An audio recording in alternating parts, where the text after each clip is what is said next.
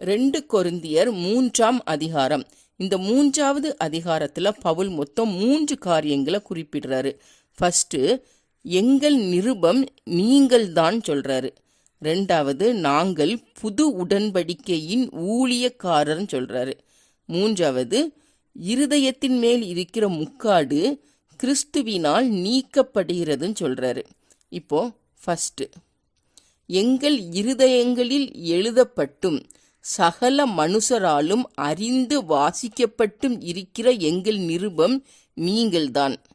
அது மையினால் அல்ல, ஜீவனுள்ள தேவனுடைய ஆவியினாலும் கற்பலகைகளில் அல்ல, இருதயங்களாகிய சதையான பலகைகளிலே எழுதப்பட்டும் இருக்கிறது.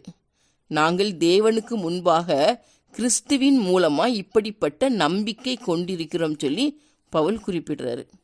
அடுத்தது 2வது, நாங்கள் புது உடன்படிக்கையின் ஊழியக்காரராய் இருக்கும்படி தேவன் எங்களை தகுதியுள்ளவராக்கினார். அந்த உடன்படிக்கை எழுத்துக்குரியதாய் இல்லாமல் ஆவிக்குரியதாய் இருக்கிறது. எழுத்து கொள்ளுகிறது, ஆவியோ உயிர்ப்பிக்கிறது. எழுத்துக்களினால் எழுதப்பட்டு கற்களில் பதித்திருந்த மரணத்துக்கு ஏதுவான ஊழியத்தை செய்த மோசேயினுடைய முகத்திலே மகிமை பிரகாசம் உண்டாயிற்று. அதனால இஸ்ரவேல் புத்திரர் மோசேயோட முகத்தை நோக்கி பார்க்கறதுக்கு முடியாமல் இருந்தது, நோக்கி பார்க்க கூடாதிருந்தது. ஒளிந்து போகிற மகிமையுடைய அந்த ஊழியம் அப்படிப்பட்ட மகிமை உள்ளதா இருந்துச்சுன்னா ஆவிக்குரிய ஊழியம் எவ்வளவு அதிக மகிமை உள்ளதா இருக்கும்.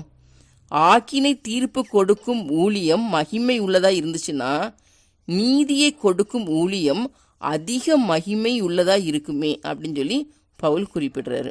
அடுத்தது 3வது, ஒளிந்து போவதின் முடிவை இஸ்ரவேல் புத்திரர் நோக்கி பாராதபடிக்கு மோசே என்ன பண்றாருன்னா தன் முகத்தின் மேல் முக்காடு போட்டு கொண்டாரு. அதே மாதிரி நாங்க முக்காடு போட போறதில்லை. அவர்களுடைய மனது கடினப்பட்டது. இந்நாள் வரைக்கும் பழைய ஏற்பாடு வாசிக்கப்படுகையில் அந்த முக்காடு நீங்காமல் இருக்கிறது. அது கிறிஸ்துவினாலே நீக்கப்படுகிறது. மோசேயின் ஆகமங்கள் வாசிக்கப்படும் போது இந்நாள் வரைக்கும் முக்காடு அவர்கள் இருதயத்தின் மேல் இருக்கிறது. அவர்களுடைய அந்த முக்காடு யாரால நீங்குதுன்னா கிறிஸ்துவினாலே நீக்கப்படுகிறது. எப்போ நீங்கும்னா அவர்கள் கர்த்தரிடத்தில் மனம் திரும்பும் போது அந்த முக்காடு எடுபட்டு போம். கர்த்தரே ஆவியானவர். கர்த்தருடைய ஆவி எங்கேயோ அங்கே விடுதலை உண்டு.